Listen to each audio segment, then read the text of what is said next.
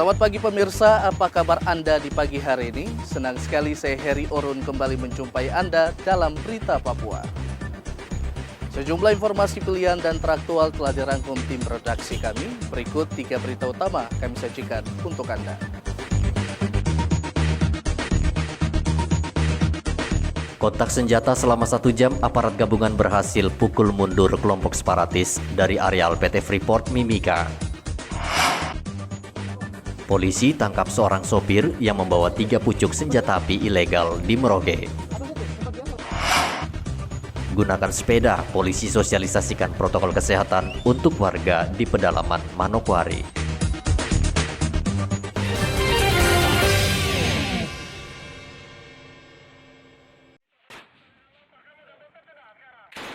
Kontak senjata antara aparat TNI Polri dengan kelompok separatis kembali terjadi di Mil 53, Distrik Tembagapura, Senin kemarin.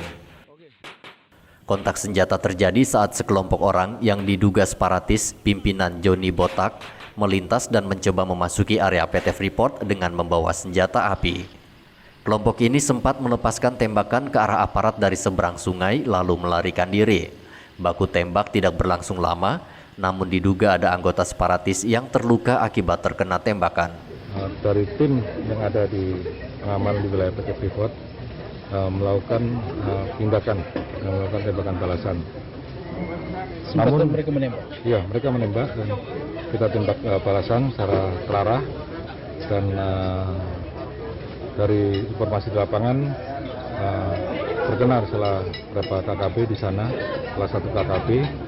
Dan ada beberapa yang mungkin tembak di kaki, tapi karena lokasi berjauhan dan seberang kali, sekarang lagi berusaha untuk sampai ke TKP tersebut. Bukan penyisiran, kita melihat di TKP tersebut. Dalam waktu dekat nanti akan dikasih informasi hasil dari kegiatan pengamanan PT Freeport. Tujuan kita dari keamanan yang ada di PT Freeport adalah mengamankan supaya tidak ada gangguan lagi.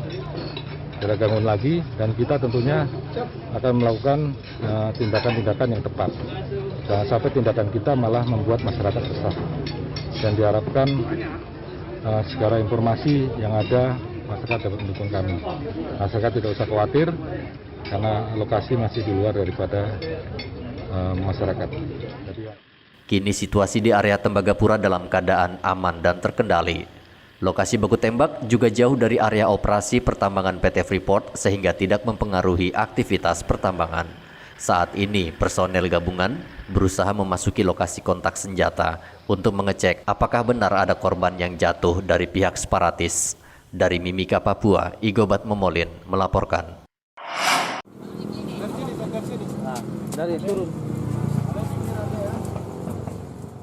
Aparat kepolisian terus berusaha membongkar jaringan penjualan senjata api di Papua.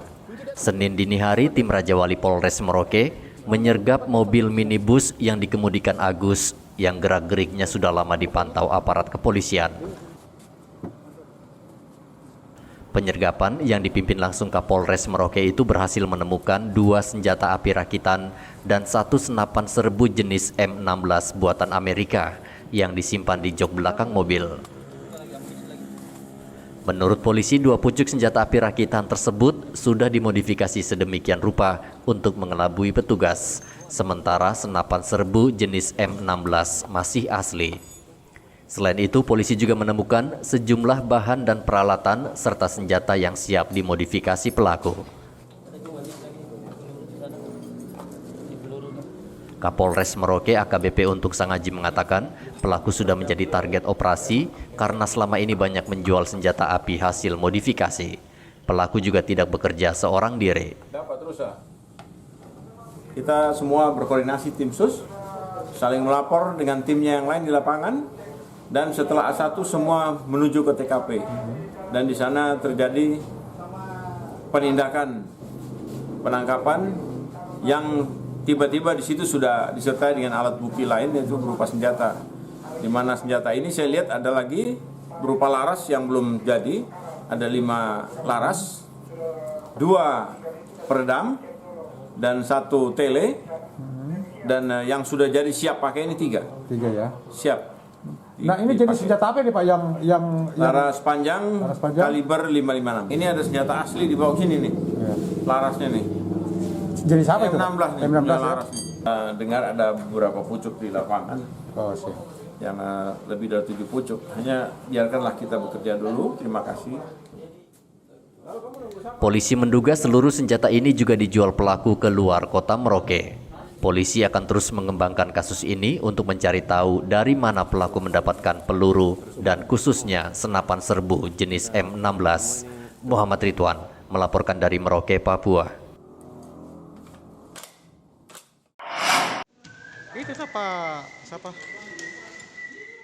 Untuk mengantisipasi penyalahgunaan senjata api di kalangan kepolisian, Satuan Propam Polres Merauke secara mendadak memeriksa seluruh senjata api milik anggota Polres Merauke di Aula Polres Senin kemarin. Kasih Propam Polres Merauke Ibtu Harapan Purba membantah pemeriksaan mendadak ini dilakukan terkait dengan penangkapan Agus yang membawa 3 senjata api di Merauke. Menurutnya pemeriksaan ini adalah pemeriksaan rutin. Dalam rangka pengawasan penggunaan senjata api, baik kelengkapannya itu SIM untuk memegang senjata api, baik dengan hasil tes psikologi, karena itu merupakan kelengkapan bagi anggota yang memegang senjata api untuk mendukung tugas-tugasnya di lapangan. Nah, untuk sementara ini kami sudah memeriksa ketika 50 pucuk senjata api, baik secara organik mungkin secara pribadi yang dipegang. Itu dengan yang sudah lengkap, itu dari Kasat Polair, dari Polair sudah lengkap, dari Polsek Kota masih kurang 4 pucuk karena sementara masih digunakan di lapangan. Pemeriksaan ini juga dilakukan untuk mencegah penyalahgunaan senjata api oleh anggota Polri yang akhir-akhir ini kerap terjadi. Saat ini aparat kepolisian sedang gencar membongkar bisnis jual beli senjata api kepada kelompok separatis. Anggota polisi yang kedapatan menjual senjata api dan amunisi ke kelompok separatis, sanksinya adalah pidana dan dipecat dari kepolisian. Muhammad Ridwan melaporkan dari Merauke, Papua.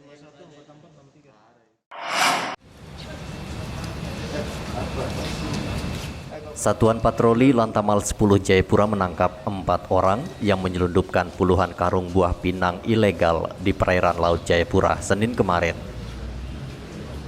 Tim patroli laut mengamankan speedboat yang berisi 22 karung buah pinang tidak memiliki dokumen resmi. Dari 4 tersangka, 2 diketahui warga negara Papua New Guinea.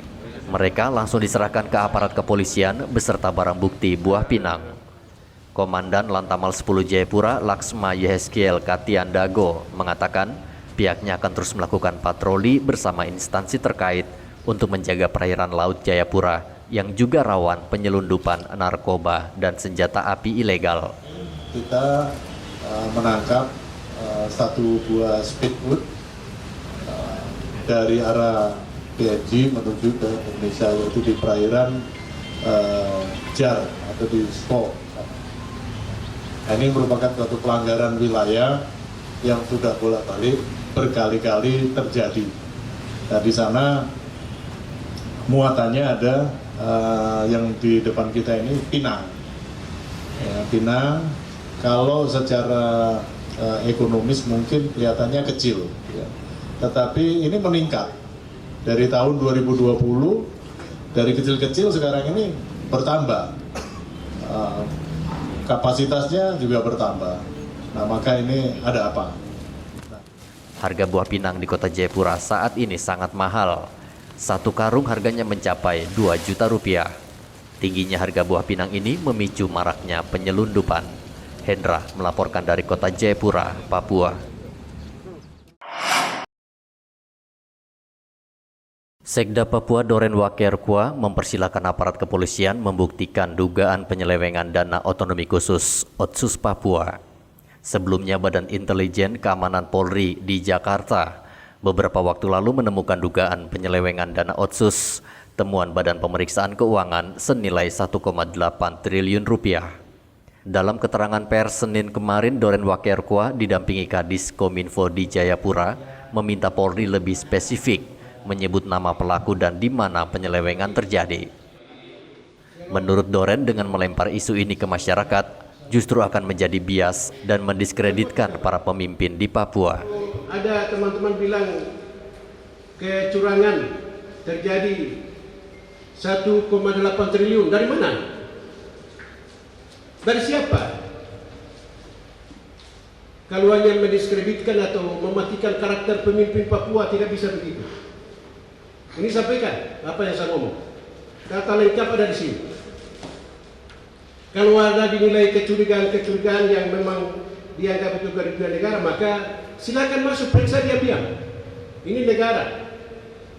Papua ini negara kesatuan Republik Indonesia. Orang Papua yang kerja pemerintah sebagai penyelenggara negara tidak akan lari kok.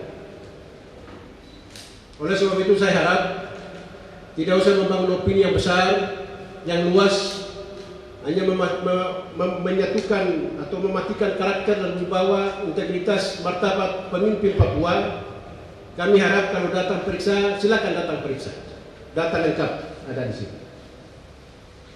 Oleh sebab itu saya harap siapapun dia, sebagai kita penyelenggara negara Republik Indonesia ini, tidak usah ekspos yang terlalu jauh, tidak usah bangun opini yang terlalu besar-besar, tetapi datang ke Papua ini, ya, kalau mau periksa dana otonomi khusus, dana sudah lengkap, data sudah lengkap.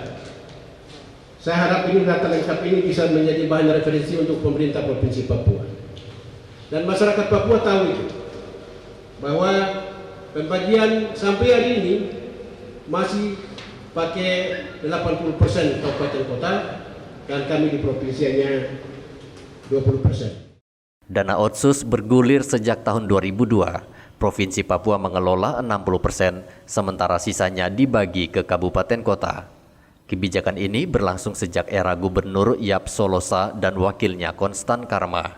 Namun di era kepemimpinan Gubernur Lukas NMB dan Clementinal, pemerintah provinsi hanya mengelola 20% dana Otsus. Sisanya dikelola pemerintah kabupaten dan kota. Doren mengatakan di bawah pemerintahan Gubernur Lukas NMB, penggunaan dana Otsus di Provinsi Papua dilakukan dengan pengawasan ketat. Terbukti dengan diberikannya opini wajar tanpa pengecualian atau WTP dari Badan Pemeriksa Keuangan selama 6 tahun berturut-turut. Sejauh ini total dana Otsus yang dikucurkan pemerintah pusat sejak 2002 hingga 2018 sekitar 69 triliun rupiah. Rian Tonai melaporkan dari kota Jayapura, Papua.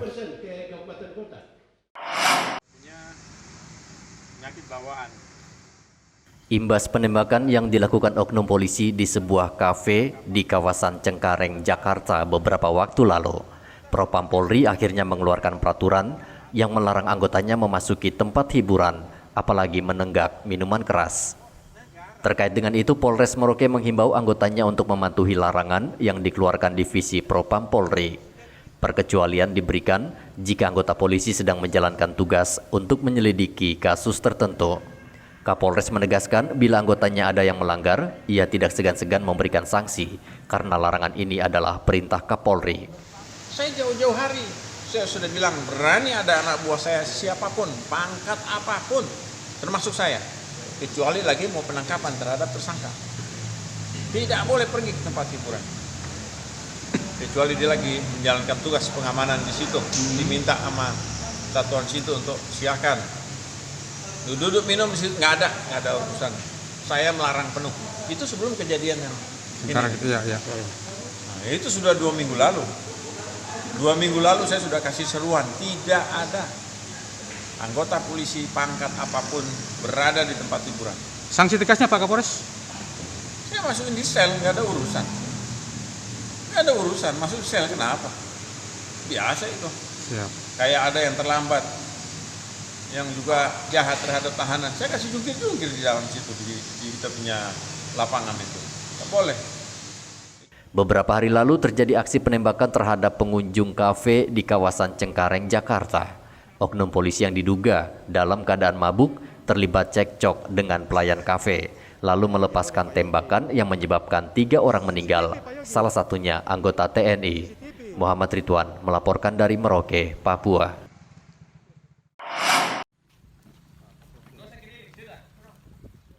Presiden Joko Widodo telah membuka gerbang investasi untuk minuman beralkohol atau minuman keras di 4 provinsi, yakni Bali, Nusa Tenggara Timur, Sulawesi Utara, dan Papua. Hal ini ditandai dengan penandatanganan Peraturan Presiden Perpres Nomor 10 Tahun 2021 tentang bidang usaha penanaman modal. Dengan Perpres ini, pemerintah berharap bisa mendorong roda ekonomi daerah.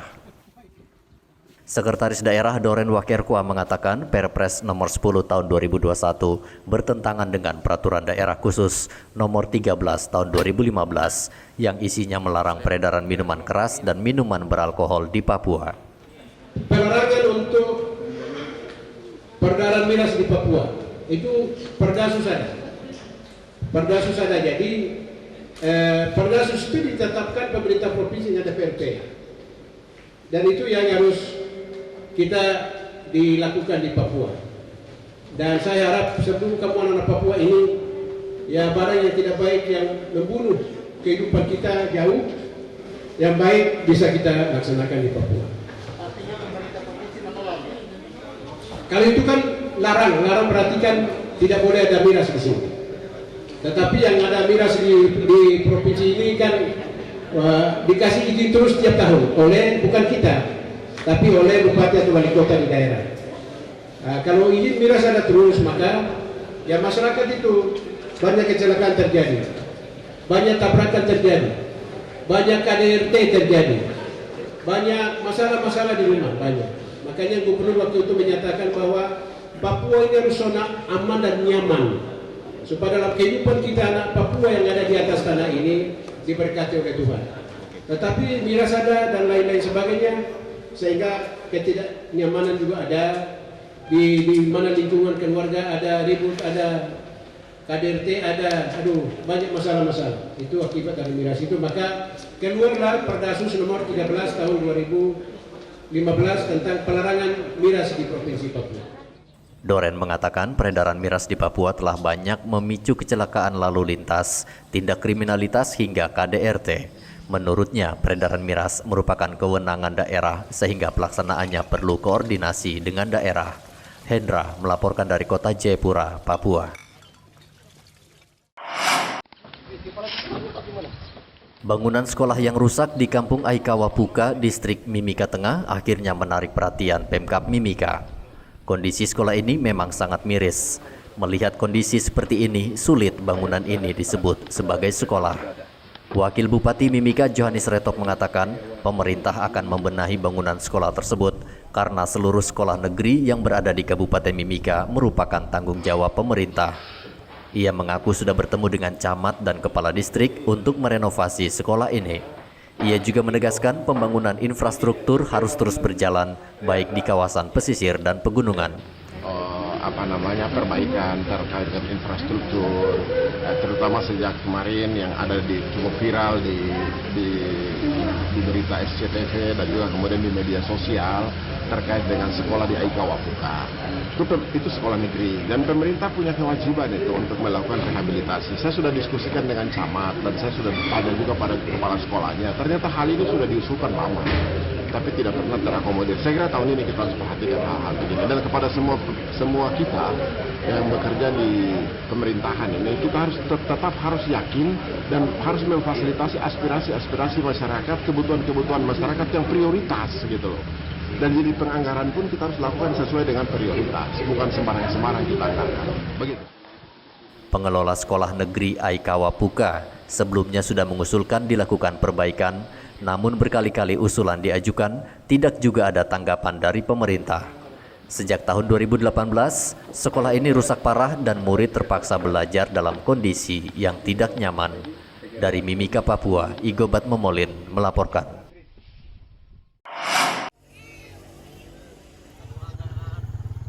Aparat kepolisian terus menghimbau warga agar disiplin menerapkan protokol kesehatan. Berbagai cara dilakukan agar himbauan sampai di masyarakat, termasuk dengan menggunakan sepeda agar bisa menjangkau warga di perkampungan di Manokwari, Papua Barat. Warga yang ditemui langsung diberikan masker, serta pemahaman pentingnya menerapkan protokol kesehatan agar terhindar dari COVID-19. Alat transportasi sepeda ternyata cukup efektif untuk melakukan sosialisasi protokol kesehatan. Dengan sepeda, polisi bisa menjangkau warga hingga ke pelosok, bahkan hingga ke halaman rumah warga. Kami memang sengaja menggunakan sepeda karena dengan bersepeda kita bisa langsung menyentuh ke lokasi-lokasi yang tidak terjangkau oleh kendaraan roda 4. Sehingga dengan menggunakan sepeda, masyarakat bisa langsung disentuh oleh petugas kita di lapangan. Barat tidak pernah berhenti untuk melakukan kreativitas dalam rangka mengkampanyekan tentang pentingnya protokol kesehatan. Salah satunya adalah bagaimana cara memotong mata rantai penularan virus dengan kesadaran kolektif bersama-sama menggunakan masker ketika melakukan mobilisasi maupun berinteraksi dengan masyarakat. Meski sudah ada vaksin, polisi terus menghimbau warga agar menerapkan protokol kesehatan dengan ketat karena pandemi belum selesai. Edi Musahidin melaporkan dari Manokwari, Papua Barat.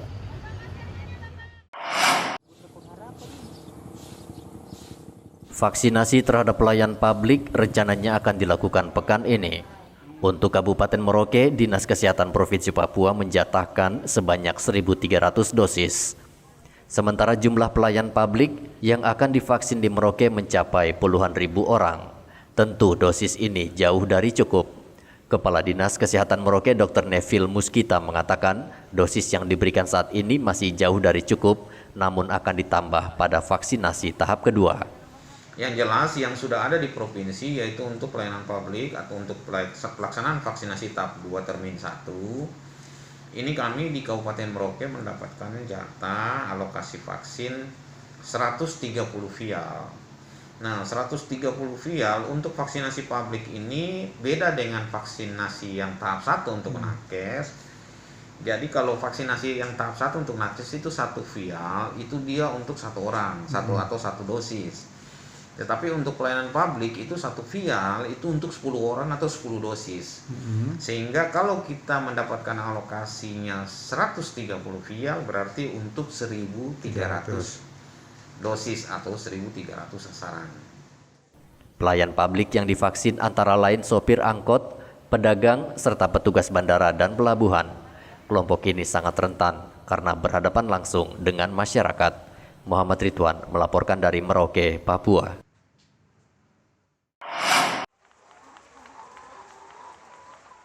Sejak merebaknya flu burung beberapa bulan lalu, produksi telur ayam lokal di Merauke hingga kini belum dapat memenuhi kebutuhan telur warga Merauke. Hal ini disebabkan para peternak saat ini masih terus melakukan pembibitan karena bibit ayam petelur harus didatangkan dari luar kota Merauke. Seorang peternak ayam telur lokal, Benyamin, mengatakan saat ini produksi telur tidak bisa dilakukan secara optimal karena peternak masih menunggu sekitar 2 bulan ke depan agar produksi telur bisa berjalan normal kembali. Ini berhubung karena apa? Ayam-ayam yang keterlambatan DOC didatangkan di Merauke, tapi dalam bulan ini DOC yang sudah didatangkan bulan-bulan kemarin sudah mulai produksi. Jadi untuk menutupi kekurangan telur yang ada di Merauke sudah mulai kondusif. Kondusif ya, karena datangkan dari Surabaya itu Pak? Kalau dari Surabaya mungkin kalau menutupi kekurangan saja, tapi tidak dalam artian bahwa Surabaya sudah Merauke ditutupi ke Surabaya karena kekurangan. Jadi produksi sudah sekitar 75%. Untuk mengantisipasi kurangnya stok telur ayam lokal saat ini, Asosiasi Peternak Telur Ayam Merauke mendatangkan telur ayam dari Surabaya. Meski harga telur Surabaya lebih murah, warga lebih memilih membeli telur ayam lokal karena lebih segar dan enak. Muhammad Ridwan melaporkan dari Merauke, Papua. Pemirsa, informasi tadi mengakhiri jumpa kita dalam Berita Papua hari ini. Saya Heri Orun, mewakili seluruh kerabat kerja yang bertugas, mengucapkan terima kasih untuk kebersamaan Anda. Selamat pagi, selamat beraktivitas, dan Wan Nyampe.